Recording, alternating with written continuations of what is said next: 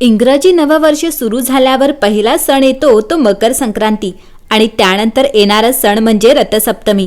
माघ महिन्यातील शुक्ल पक्षातील सप्तमी तिथीला रथसप्तमी म्हणून ओळखले जाते।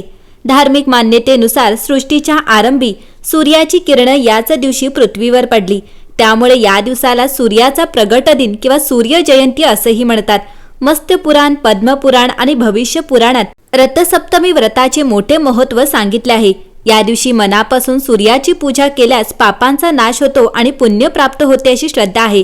रथसप्तमीला माघी सप्तमी, महती सप्तमी, सप्तसप्तमी, पुत्र सप्तमी अशा वेगवेगळ्या नावानेही ओळखले जाते। यंदा माघ महिन्यातील शुक्ल पक्षातील सप्तमी तिथी 24 जानेवारी 2026 शनिवार रोजी रात्री 12:40 सुरू होईल आणि 25 जानेवारी 2026 रविवार रोजी रात्री 11:11 संपेल। त्यामुळे उदय तिथीप्रमाणे रथसप्तमी 25 जानेवारी 2026 रोजी रविवारी साजरी केली जाईल।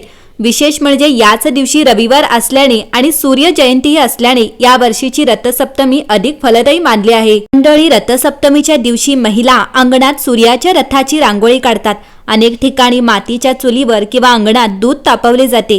हे दूध पात्रातून बाहेर येईपर्यंत उतू जाईपर्यंत तापवण्याची प्रथा आहे, ज्याला सूर्याला नैवेद्य अर्पण करणे असे मानले जाते। या दिवशी आदित्य हृदय स्तोत्र किंवा सूर्याष्टक पठण करणे अत्यंत फलदायी मानले जाते। आरोग्य लाभो सर्वांना हीच सूर्यदेवाचरणी प्रार्थना।